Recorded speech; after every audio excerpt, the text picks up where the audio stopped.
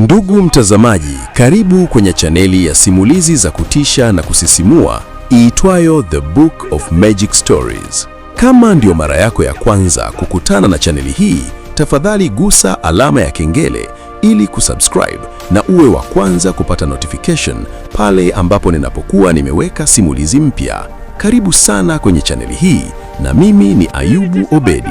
Sasa tuanze simulizi yetu.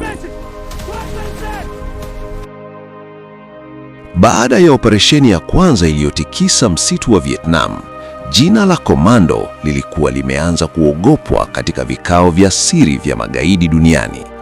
Lakini dunia haikusimama. Miezi 6 baadaye, taarifa mpya zilifika Pentagon.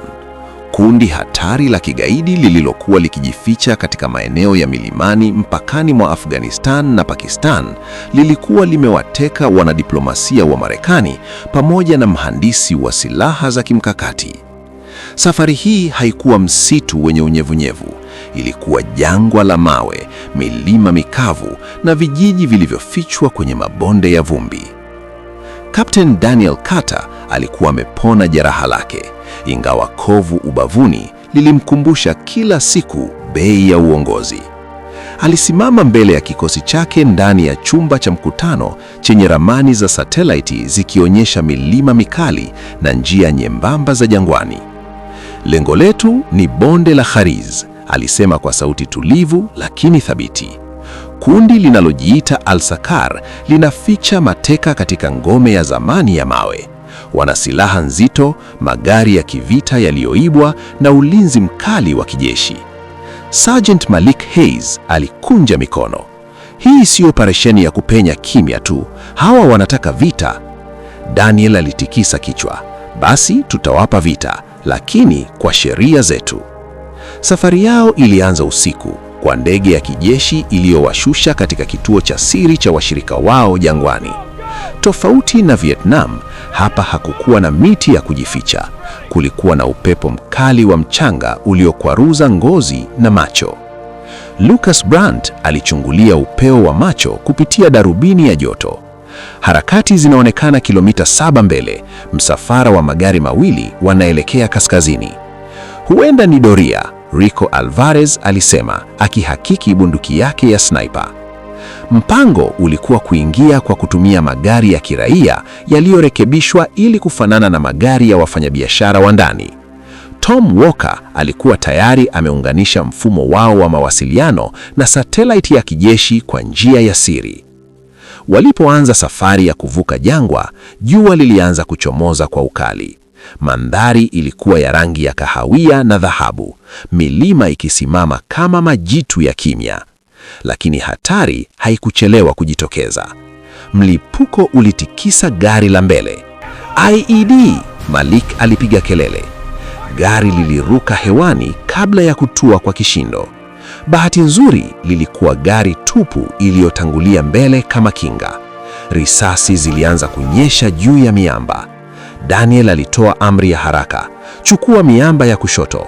Rico, tafuta shahaba ya juu. Kikosi kilitawanyika kwa ustadi, wakitumia mawe makubwa kama kinga.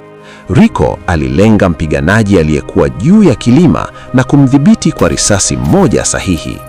Lucas na Malik walizunguka upande wa kulia wakipenya juu kwa mwendo wa haraka. Dakika chache baadaye, eneo lilikuwa kimya isipokuwa upepo wa jangwani. Walikuwa wanatujaribu, Ethan Cole alisema, akihakiki kama kuna majeruhi. Ngome yao iko karibu. Walipofika juu ya kilima, waliona bonde la Khariz kwa mara ya kwanza. Katikati yake ilisimama ngome ya mawe ya zamani iliyozungukwa na magari ya kivita na walinzi wenye silaha nzito. Bendera nyeusi ilipepea. Daniel alichuchomaa akichungulia. Hatutaingia moja kwa moja, tutatumia usiku. Walipofika giza, joto la jangwani lilishuka ghafla. Upepo wa baridi ulivuma ukileta sauti za mbali za walinzi wakizungumza. Tom alikatiza umeme wa sehemu ya kaskazini kwa kifaa cha elektroniki na giza lilimeza sehemu ya ukuta wa ngome. Lucas na Malik walikata uziwa wa waya kwa kimya. Ndani walipenya kupitia kivuli cha mnara ulioporomoka. Lakini ndani hawakukuta tu walinzi, walikuta pia raia waliolazimishwa kubeba migogo na kupika kwa wapiganaji. Daniel alisimama kwa sekunde, akiwatazama. Hatuharibi maisha yasiyo na hatia, alinonona. Chagueni shahaba kwa umakini. Walipofika jengo la kuu la mawe, milio ya maombi ya mateka ilisikika kwa mbali.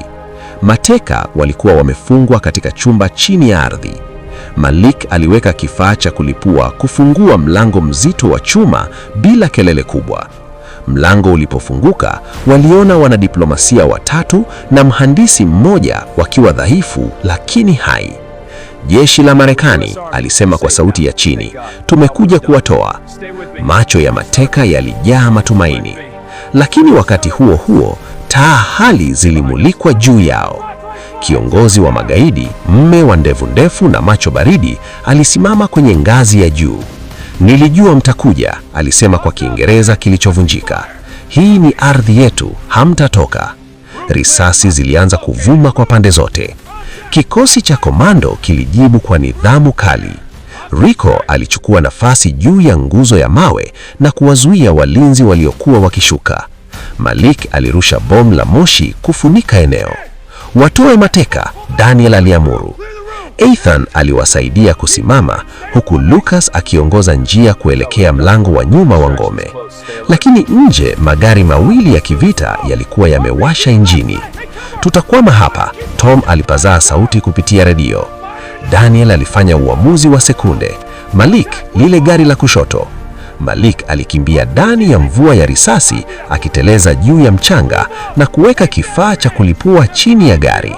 Alirudi kwa kuruka sekunde chache baada ya mlipuko mkubwa kulipua gari vipande vipande. Moto na moshi ulijaa hewani. Lakini gari la pili lilianza kusogea kuelekea lango walikuwa wakitokea. Rico alilenga dereva kupitia dirisha zogo la chuma. Alivuta pumzi, akafyata. Gari lilipoteza mwelekeo na kugonga ukuta wa mawe. Njia iko wazi, Lucas alipazaa. Walitoka nje ya ngome huku milio ya risasi ikiendelea nyuma yao. Magaidi walikuwa wakiwafuata kwa pikipiki za jangwani. Helikopta yao ya uokoaji ilikuwa ikiwasubiri kilomita 2 mashariki katika uwanda Tana. Walipokaribia eneo lile, risasi ilimpiga Tom miguuni. Alianguka akiuma teno. Niacheni, alipiga kelele. Daniel alimshika bega. Hakuna anayebaki nyuma. Rico na Lucas walimnyokua Tom mabegani, huku Malik akibaki nyuma kufunika. Magaidi walikuwa wakikaribia kwa kasi. Daniel aligeuka akifiata risasi kwa utulivu wa ajabu sana, bila kujali machauko. Helikopta ilisikia juu yao, taa zake zikipenya giza. Lakini kabla haijashuka kikamilifu, kombore la kurushwaje begani lilipaa kwa mbali. Chini, Malik alipiga kelele. Kombore lilipita karibu na helikopta na kulipuka angani. Rico alimuona mpiganaji aliyekuwa amelirusha. Bila kusita, alimlenga na kumdhibiti. Helikopta ilishusha kamba haraka. Mateka walipandishwa kwanza, kisha Tom akiwa amejeruhiwa. Daniel alibaki chini sekunde ya mwisho, akihakikisha hakuna adui aliyekuwa karibu. Magaidi walikuwa mita chache tu. Malik alimvuta Daniel juu ya kamba, huku risasi zikigonga mchanga chini. Sekunde chache walikuwa angani. Chini yao bonde la Hariz lilikuwa likiwaka moto, moshi ukipaa juu kama ishara ya kushindwa. Ndani ya helikopta kulikuwa na kimya zito. Ethan alikuwa akimtibu Tom, huku Daniel akitazama nje ya dirisha. Tumewapata wote? Malik aliuliza. Daniel aligeuka kuwatazama mateka. Wote walikuwa hai. Yes, alisema kwa sauti ya chini, na tutarudi tena kama italimiwa. Helikopta ilipovuka anga la jangwani kuelekea usalama, alfajiri ilianza kuchomoza. Mwanga wa dhahabu ulipenya ndani ya chombo, ukimulika nyuso zilizochoka lakini za ushindi. Kikosi cha komando kilikuwa kimeingia katika ardhi ya moto na kutoka na maisha ya wasio na hatia. Na sasa jina lao lilikuwa limeandikwa si tu katika misitu ya mbali au milima mikavu, bali katika mioyo ya wale waliokuwa wakiishi, kwamba hata katika giza kubwa la vita kungekuwa na kivuli cha mashahiri waliokuja kuwatoa nyumbani.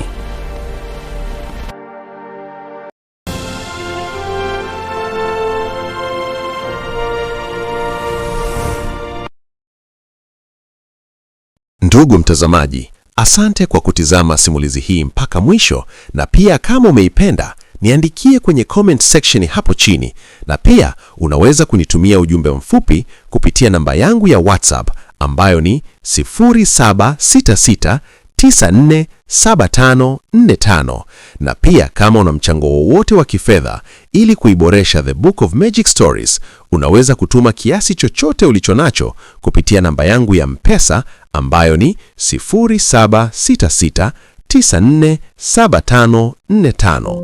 Jina langu naitwa Ayubu Obedi. Tukutane katika simulizi zifuatazo. Asante na kwa heri mpaka wakati mwingine tena.